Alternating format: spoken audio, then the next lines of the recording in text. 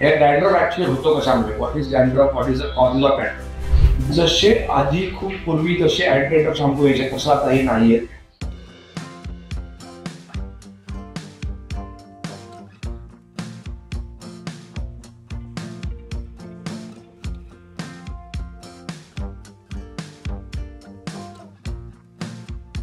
Hello guys, welcome back to my channel की Amit Vaidya director of fashion salon span makeup studio आणि director of fashion class college. तुमचं पुन्हा एकदा माझ्या YouTube चॅनलमध्ये स्वागत करतो. सध्या ही सिरीज चालू आहे दॅट इज रिगार्डिंग लाईक हेअरचे प्रॉब्लेम्स, म्हणजे हेअर लॉस किंवा हेअर ब्रेकेज किंवा हेअर फ्रिजीनेस किंवा डॅन्ड्रफ, हे सगळे जे काही एखादे प्रॉब्लेम्स आहेत त्याच्यावर आपण सिरीज करतो. तर आजचा जो व्हिडिओ आपण करणार आहोत किंवा आजच्या व्हिडिओमध्ये तुम्हाला मी सांगितलेलं आहे की हे डॅन्ड्रफ ऍक्च्युअली होतो कशामुळे, what is dandruff, what is the cause of dandruff. आजचा व्हिडिओ आपण तो घेतोय की डॅन्ड्रफ झाल्यानंतर होम केअर काय झालं पाहिजे. आता मी प्रत्येक व्हिडिओमध्ये बऱ्याचदा असं सांगतोय किंवा सगळ्यांना मी हे सांगतो की तुमची होम केअर खूप इम्पॉर्टंट आहे. होम केअर म्हणजे काय की तुम्ही जे प्रोडक्ट्स वापरणार आहात, तुम्ही जे शॅम्पू यूज करणार आहात किंवा तुम्ही जे कंडिशनर यूज करणार आहात, तर तुम्ही त्याला जे काही प्रोडक्ट्स म्हणजे अजून काही सिरम्स वापरताय तर ते खूप इम्पॉर्टंट आहे, कारण ते आपण रोज करतो. तुम्ही इन सलॉन ट्रीटमेंट वीकली एकदा, 15 दिवसात एकदा किंवा महिन्यात एकदा करणार आहात. पण ही जी होम केअर आहे, कारण आपण शॅम्पू रोज आंघोळ करतो किंवा we have bath, that time आपण शॅम्पू रोज वापरणार आहोत, कंडिशनर रोज वापरणार आहोत.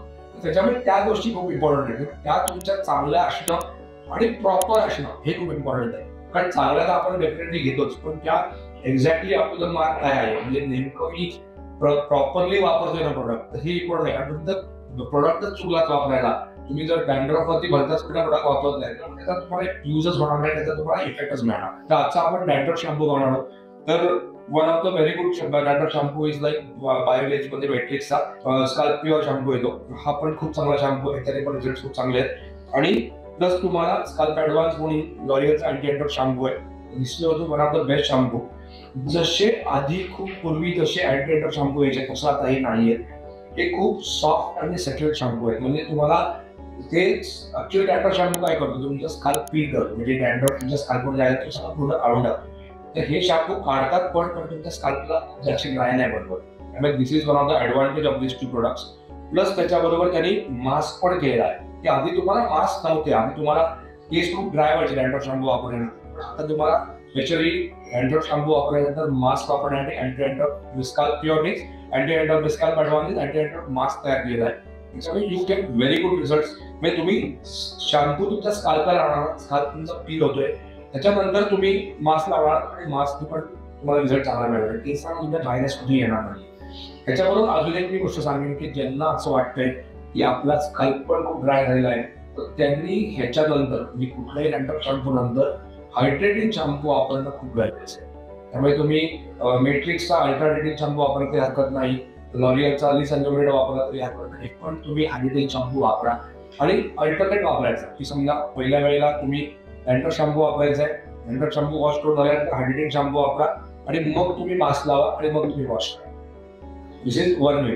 त्यामुळे सेकंड स्टेप इज लाईक की पहिल्या वेळेला तुम्ही डॅन्ड्रफ शॅम्पू वापरायचा, त्याच्यानंतर तुम्ही मॉइश्चरायझर म्हणजे मास्क वापरायचा आणि मास्क लावून झाल्यानंतर वॉश करायचा. आणि नेक्स्ट वॉश तुम्ही जेव्हा घेणार आहात, त्याच्यानंतरचा वॉश तुम्ही जेव्हा घेणार 2 दिवसानंतर किंवा नेक्स्ट डेला व्हेनेवर यू वॉश, त्यावेळेला तुम्ही हायड्रेटिंग शॅम्पूने वॉश करा. तर तुम्हाला नवीन डॅन्ड्रफ होणार नाही. कारण कसं आहे, dandruff is because of dry scalp. आणि ड्राय स्काल्प जर तुम्ही जेव्हा असतो तुमचा, की समजा हे झाल्यानंतर तुमचा डॅन्ड्रफ तर क्लीन होईल, पण डॅन्ड्रफ क्लीन झाल्यानंतर तुमचा स्काल्पला पण ड्रायनेस बऱ्यापैकी येतो काही वेळेला. त्यावेळेला तुम्हाला बऱ्याच वेळा कसं होतं, स्काल्प पण तुमचा ड्राय होतो. तर मग आम्ही त्यांना सांगतो क्लायंटला की तुम्ही स्काल्प जर ड्राय होतोय तर तुम्ही त्याला हायड्रेटिंग शॅम्पू पण डेफिनेटली वापरा, की जेणेकरून तुमचा स्काल्पला ड्रायनेस येणार नाही. आणि रेग्युलरली एकदा डॅन्ड्रफ शॅम्पू तुमचा वापरून झाला, तुमचा डॅन्ड्रफ कमी झाला की तुम्हाला हायड्रेटिंग शॅम्पू त्याच्यावरती वापरणं खूप गरजेचं आहे. तुम्हाला मॉइश्चरायझिंग शॅम्पू वापरणं खूप गरजेचं आहे. कारण तुमचं कसं आहे, ड्राय स्काल्प झालेला आहे, त्याला मॉइश्चराइज करायला पाहिजे ना आपल्याला. नुसतं ड्राय शॅम्पूला डॅन्ड्रफ शॅम्पू नुसता वापरून होत नाही. डॅन्ड्रफ शॅम्पूचं मेन काम काय आहे, तुमच्या स्काल्पला पील करणं. पण आता ॲडव्हान्स याच्यामध्ये आलेलं आहे की ह्या सगळे शॅम्पूज आहेत हे पील पण करतात, तुमचं हायड्रेट पण करणार आहेत.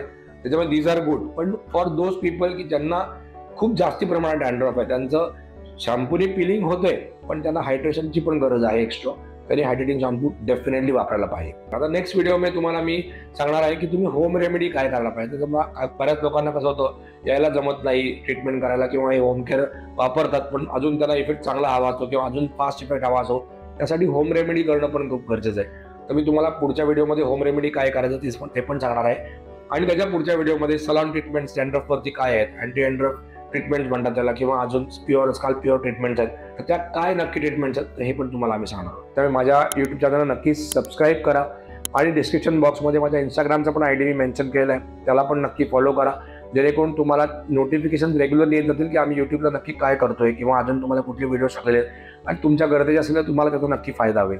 Thank you very much.